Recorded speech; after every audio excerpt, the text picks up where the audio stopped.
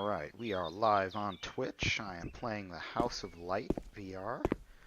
This is a VR game not for the faint of heart, because the motion sickness is brutal. If you notice, I turn my body to turn the field of view, because, boy, the controller is just death. But it is a beautiful game, lots of atmosphere.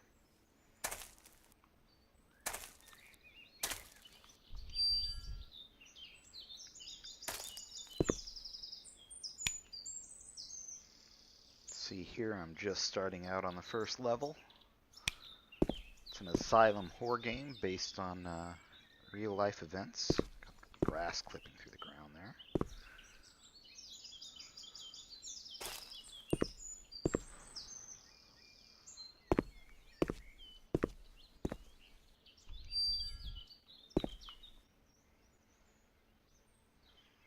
Boy, and let me tell you, the environment is something special. I can't sit while I'm playing this game. I get sick. Motion sickness is kind of brutal, no denying that. Even now standing, I'm kind of wobbly as I'm moving around. But boy, it is a pretty game. I don't think the graphics that you're probably seeing streaming do it justice.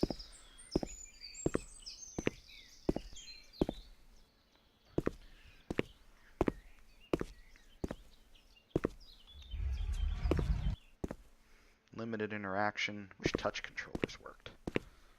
Or, yeah. This game is getting an update for Vive owners. Oh, boy, that's fucking me up. Not gonna lie. That text there is killing me.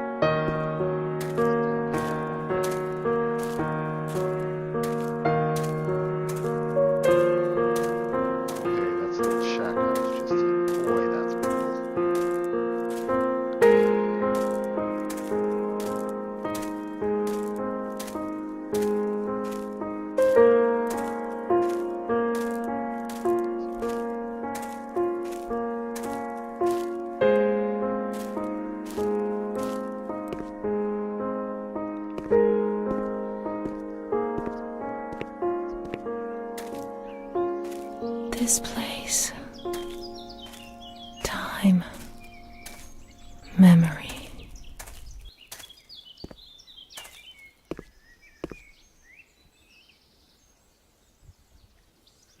Okay.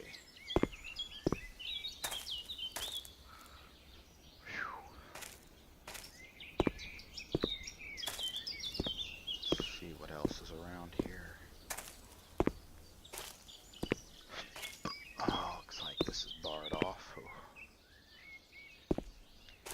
My knees are wobbly, boy.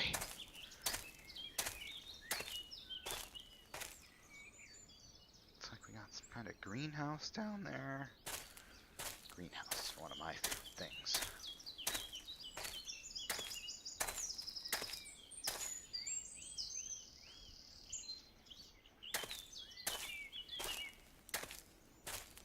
Whoa, almost fell over.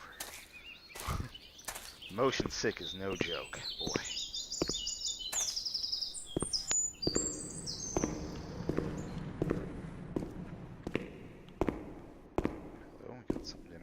Here? Some kind of coin.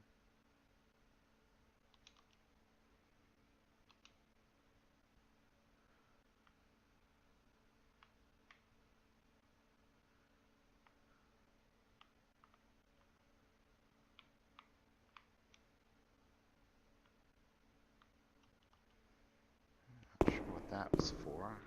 Looked pretty though.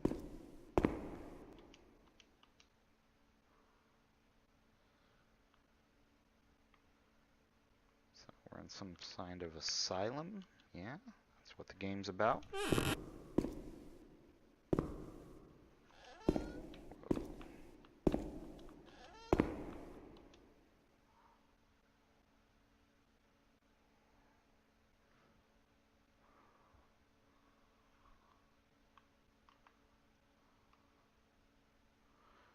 Patient discharge.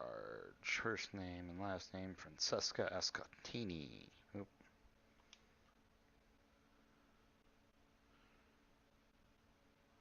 Widow, dementia. Okay.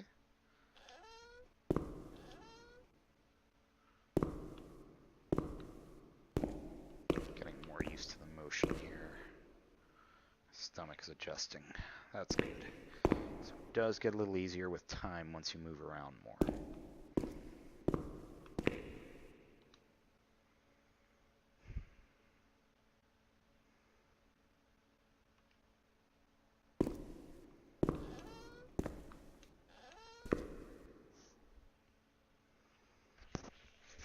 Oh, boy. There's nothing more makes you more self-conscious than needing to scratch your nose while you're streaming live with a headset on. Am I sticking my finger up my nose? Everyone can tell.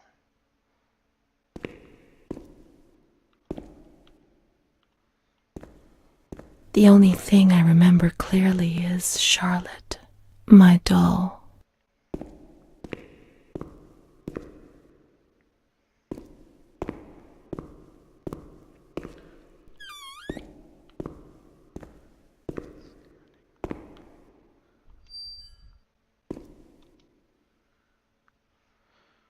This woman is in a great state of agitation. She curses her 3-year-old daughter for having ruined her life. She wanted us to take us away. That damned kid wanted to kill us. She's the devil.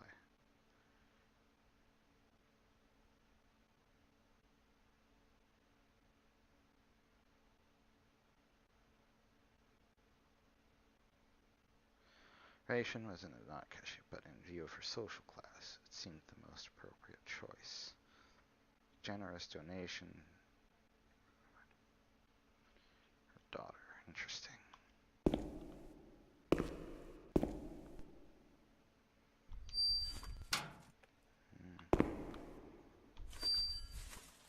Nothing in there. Doesn't look like I can get up here. Boy, looks like someone tried to stage an escape.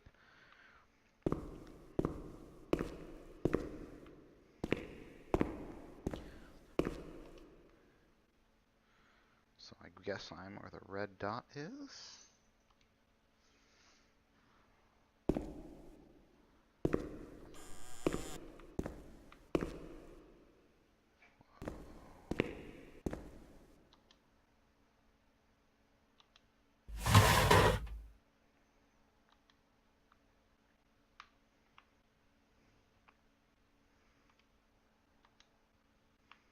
Fascinating. Picks.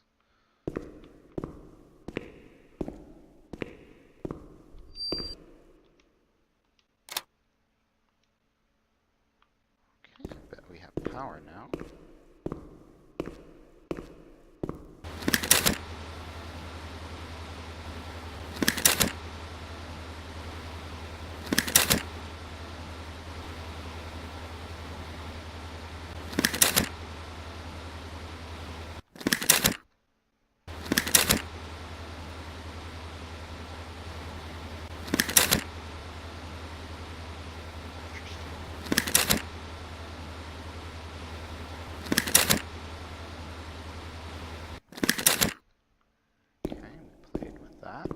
Cool. Oh, that's baller. Look at that graffiti.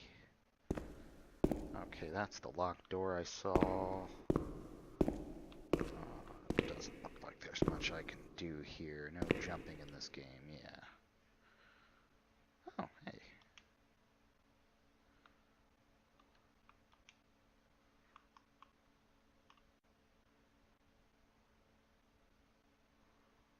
Let's search the wards on the upper floor. There's a plan on the wall which shows their location.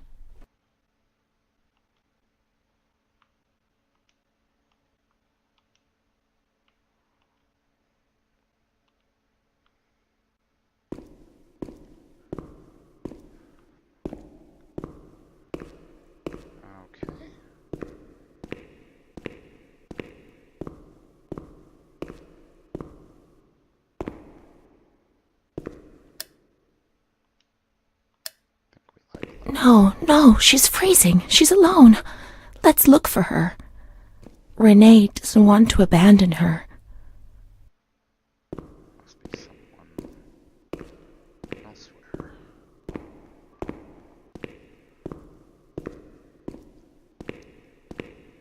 Nobody says we can't.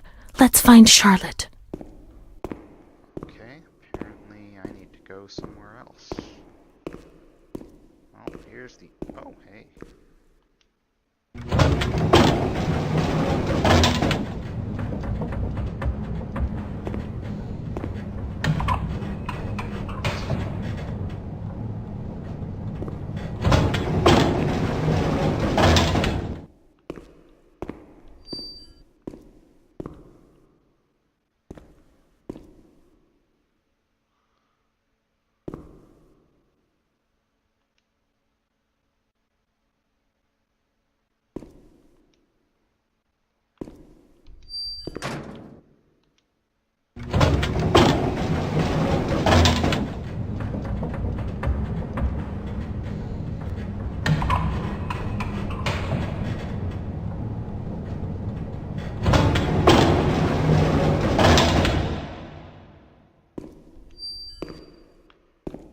Just gonna leave that now.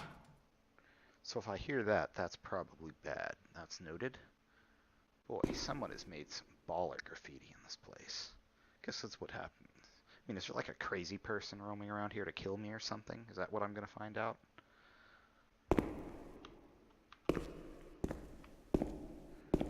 Radiology.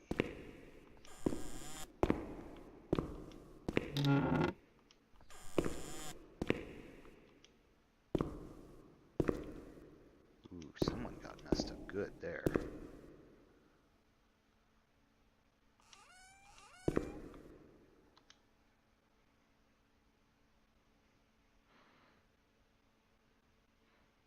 Deceased. Doesn't give her cause of death.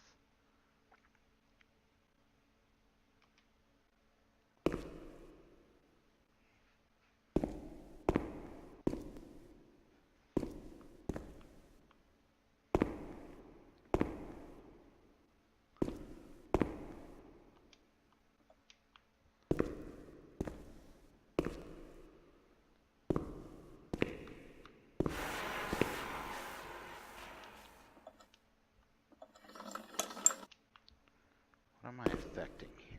There's got to be some puzzle to this.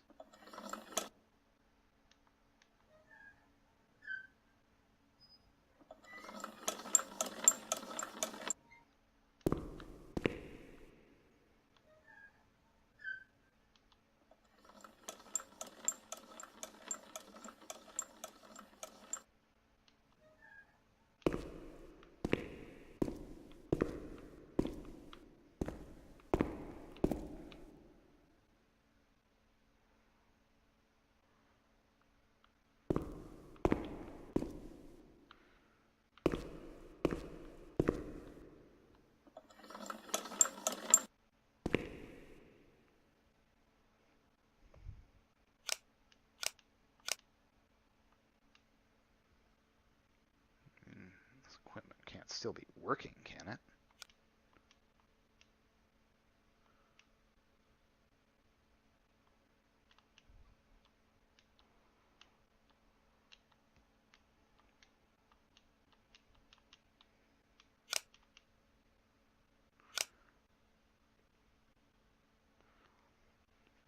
Alright, yeah, I guess this stuff's not working. Of course, I'm not gonna be the one. I guess there's not even an X-ray machine anymore, really.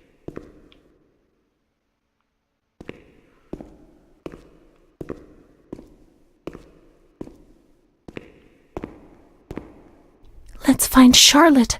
She's alone. She's alone in the dark. Trying to find Charlotte.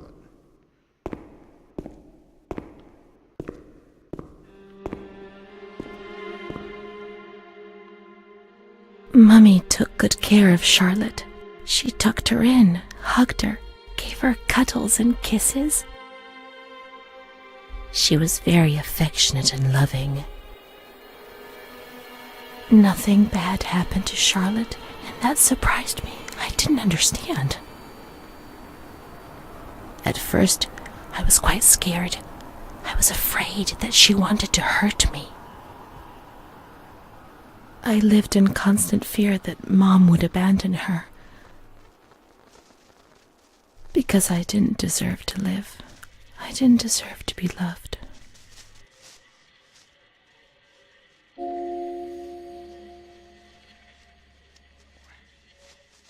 It's cold and it's dark. Look, she's cold. She'll get ill. We can take care of her. Nobody can stop us. Charlotte is a good girl.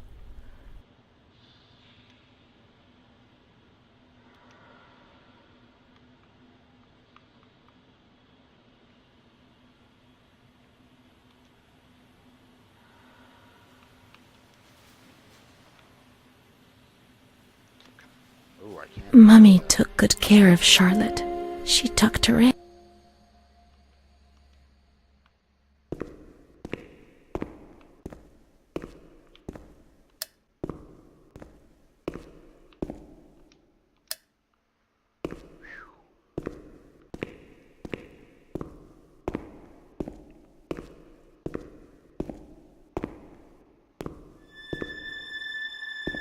Those lamps could make the room warmer.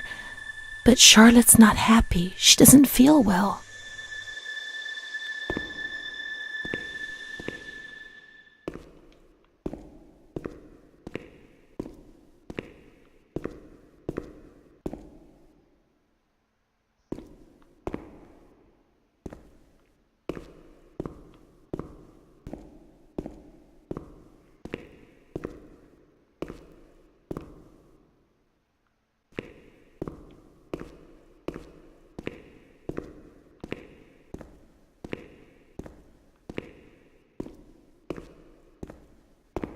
This doll is like really creeping me out, I'm not gonna lie.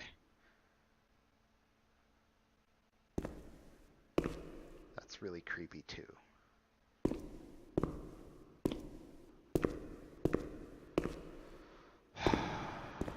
Boy, the motion sick's getting me.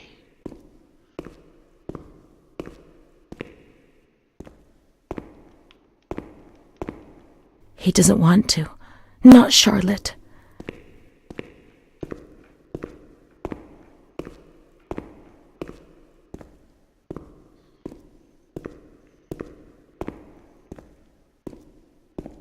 Charlotte is cold.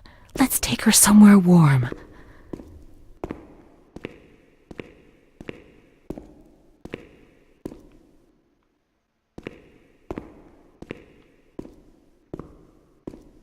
Great, I'm someone carrying around a creepy doll trying to make it warm. Oh, this bodes well. Well, at least I'm probably the psycho person killing people in the asylum. At least not someone else. I mean, that's a plus, right?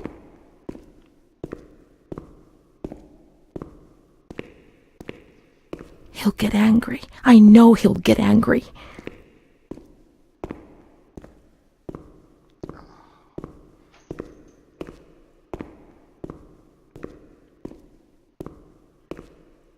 He doesn't want to. No. In the town of light, he doesn't want to.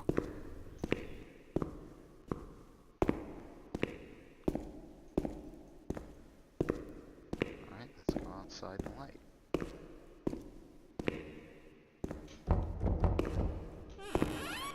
Sure, it's warm in the sun, but it gets cold in the evening, and that's not good for Charlotte.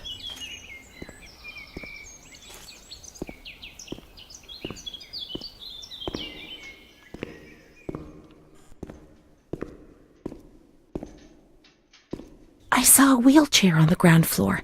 It's comfortable there, and we can put Charlotte somewhere warm. You know, my cat would love this. My cat's name is Charlotte. There we go.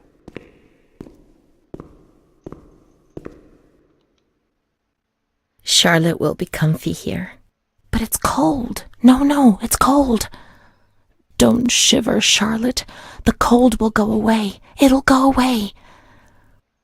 Why am I sinking into the floor? Okay.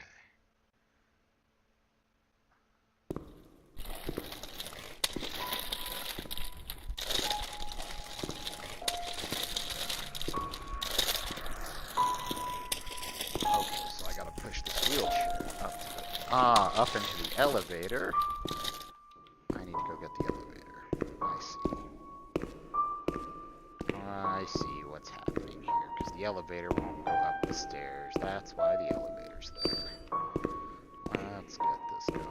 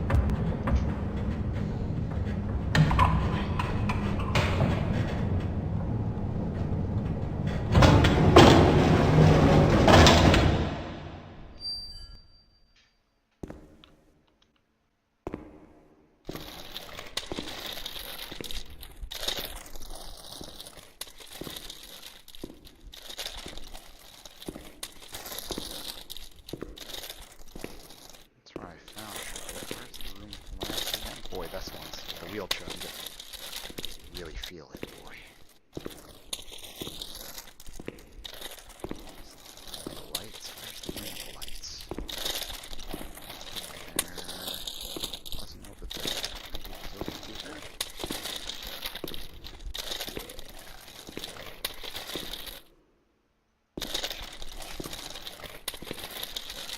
The cold has gone away now, you see? The light, the warmth. We can do it. The cold will go away. It has to. That wording's killing me. Now we can enter the ward where everything started.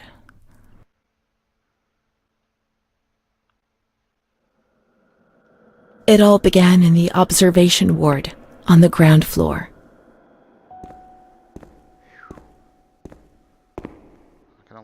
All a little creepy. I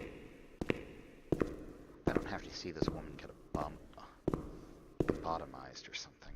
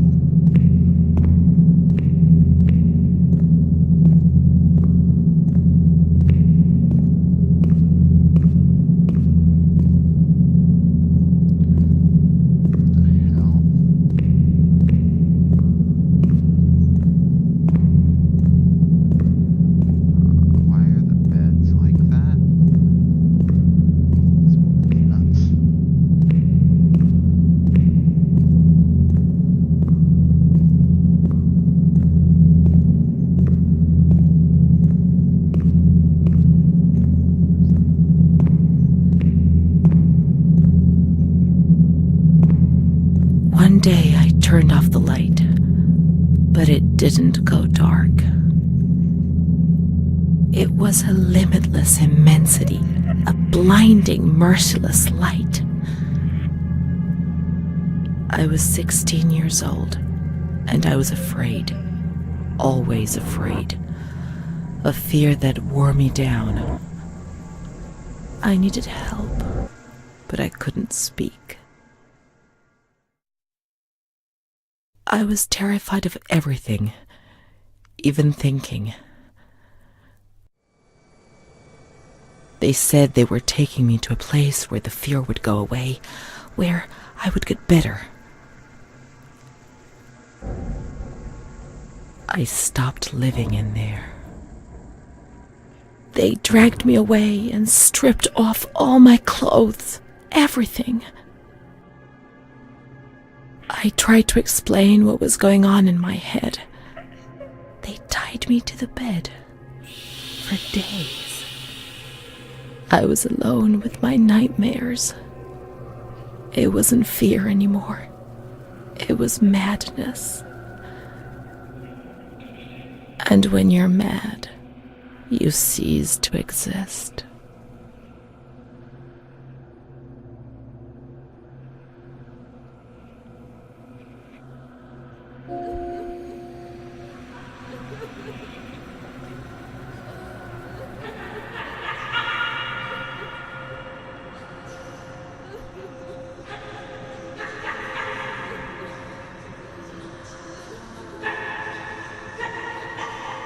She was my only hope in this hell.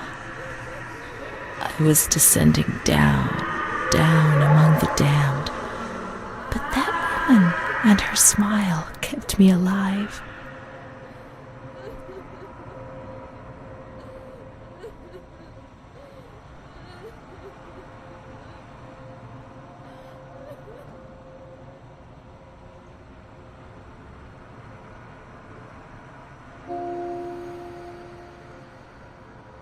Okay.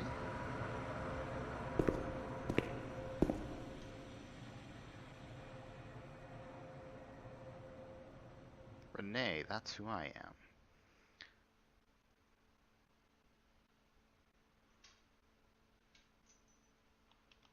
So I got put in the quiet ward, okay? The door is locked from the outside. How did you get Here, the doors can only be locked and unlocked from the outside.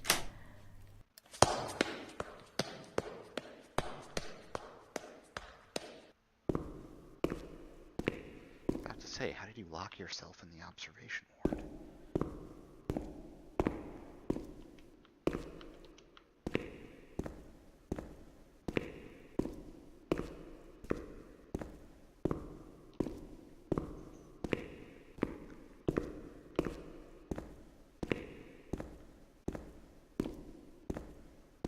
How did the doll get here?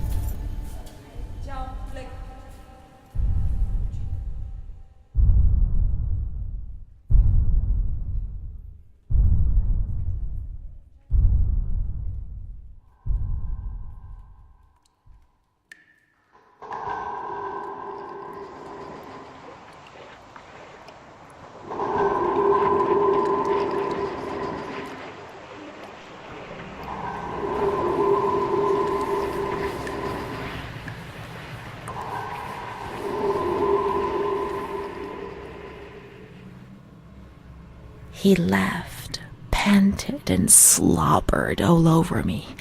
It hurt me when he touched me. I thought I'd suddenly split open with a loud crack, and I would be shattered into pieces.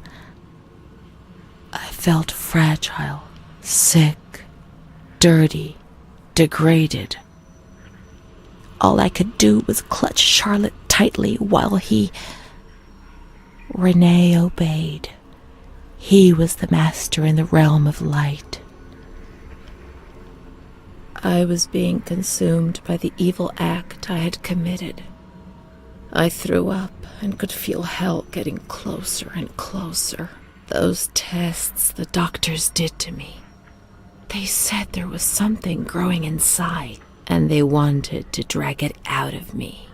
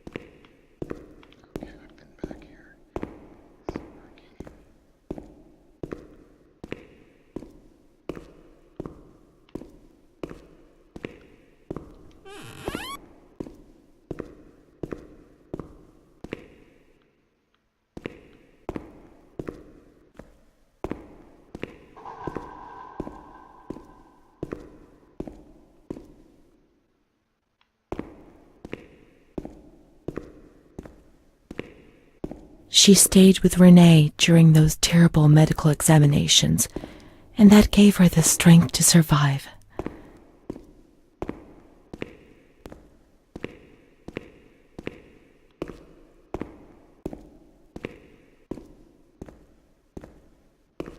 What happened here, though?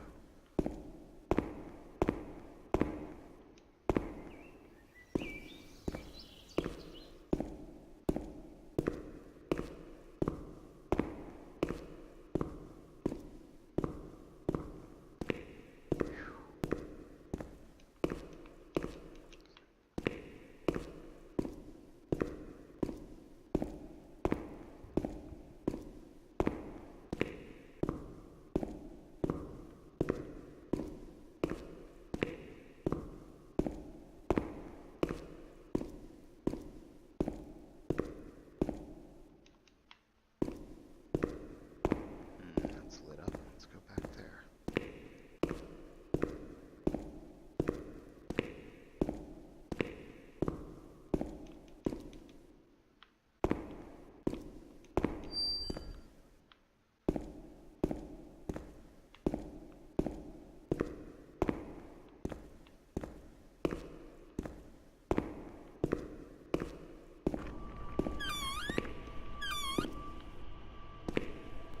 August 21st, 1938. Confidential. Dear A, I know what you think about these things, so I'm referring a patient to you, Renee T. This wretched girl got out of control and caused trouble in the grounds. She's almost 3 months pregnant. The nurses should be more alert. I'm examining the girl on the 28th. I'll handle things very carefully, don't worry. We don't want to make matters worse. Then they said that Renee was crazy, and that the illness was all in her head. Careful, little girl, careful. I was scared, and I didn't talk to anyone about the illness. Only her. Not even the other doctor. He never touched Renee. He just wrote things down. You can tell me everything. Don't be afraid, he said. Everything's going to be fine. Do you want to know what I am writing? I note down what I observe in you, everything I see. He didn't hate Renee. He tried to help her, but he rarely examined her in those small surgeries.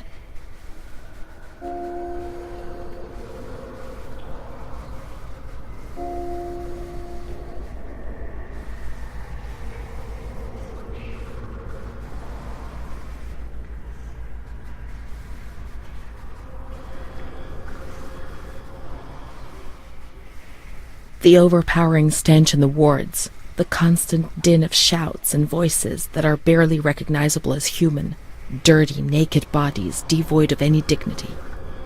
The lunatic asylum gets under your skin and wears you down. I often consider resigning. I feel useless, impotent, a sort of merciful jailer, a mercy that helps no one and only helps to ease my conscience. March 15th, 1938. Dramas are played out before my eyes every single day, and I try to distance myself from them, and just do the best I can. But a girl arrived some days ago. I couldn't avoid her gaze. All she asked in her dignified silence was not to be ripped away from her world. And me. I'm old enough to be her father, the father she never had, who didn't want her, who rejected her without even knowing her. I, too, refused what she asked me. I couldn't do anything but add my signature and consign her to hell.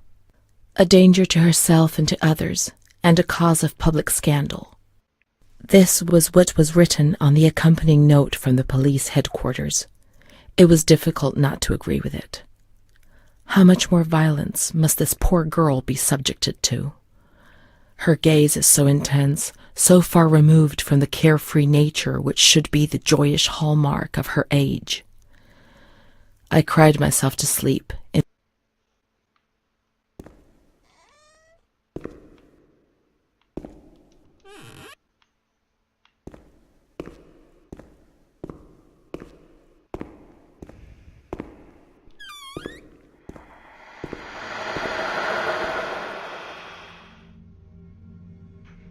March 12th, 1938. Renee T., 16 years old. Menstruation at age 12. Housewife. Father unknown. Mother a seamstress. Admitted in observation yesterday morning from Pontedera, accompanied by a police officer authorized by the examining magistrate of the Court of Pisa to be admitted for a psychiatric evaluation, which I have carried out. Medical certificate. Mental illness preceded by warning signs. Has suffered from depression for a year, believing she had tuberculosis. Food deprivation. We can't read this document. It is forbidden. We mustn't. If they find out, there will be trouble.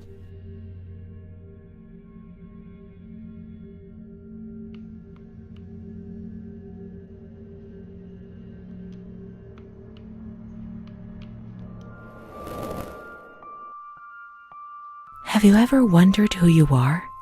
Yes, of course you've wondered.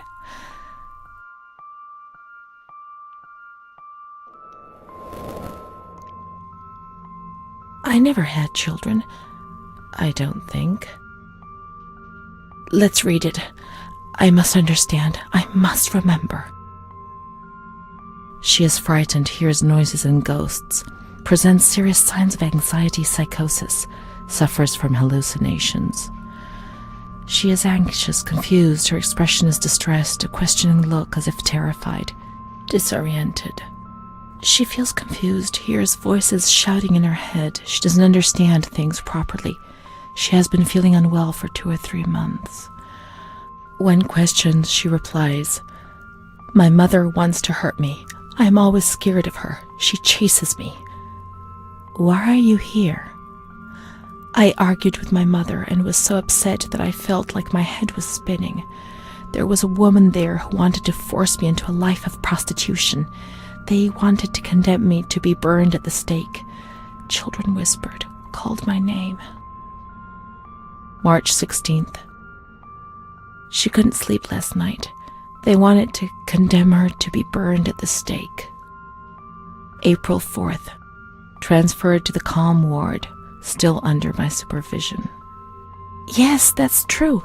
The ward where Amara was. Yes, the stake. The children wanted to burn Renee. She had to pay for what she'd done, like witches at the stake.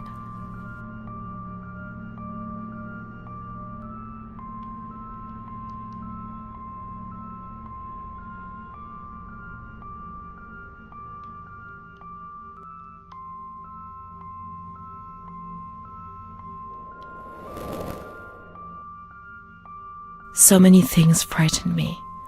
The system that I lived in was built on fear and light. There was no mercy or understanding in the town of light.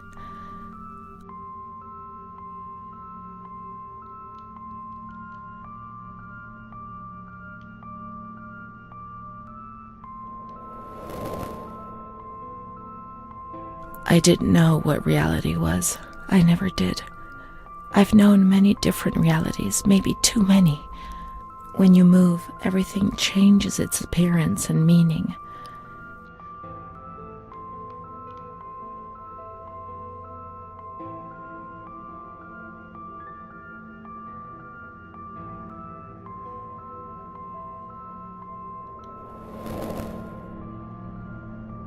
Things aren't always that simple. They keep changing. It's like looking in a mirror, and when you move, the reflection changes. Amara, she was good. Let's look for her. What else can we do?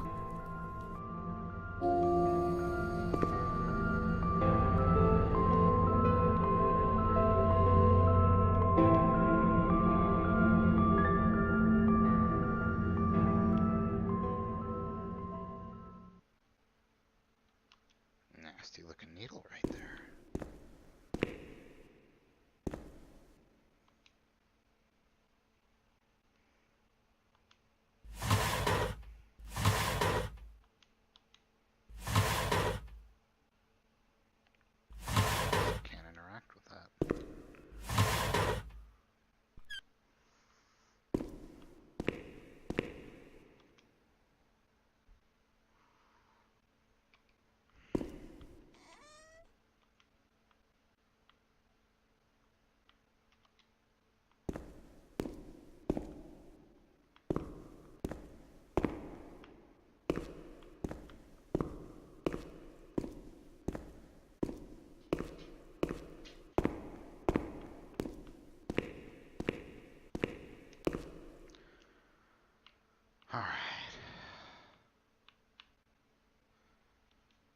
Chapter 5. I think I am going to call that a streaming session for this one. My stomach's getting me.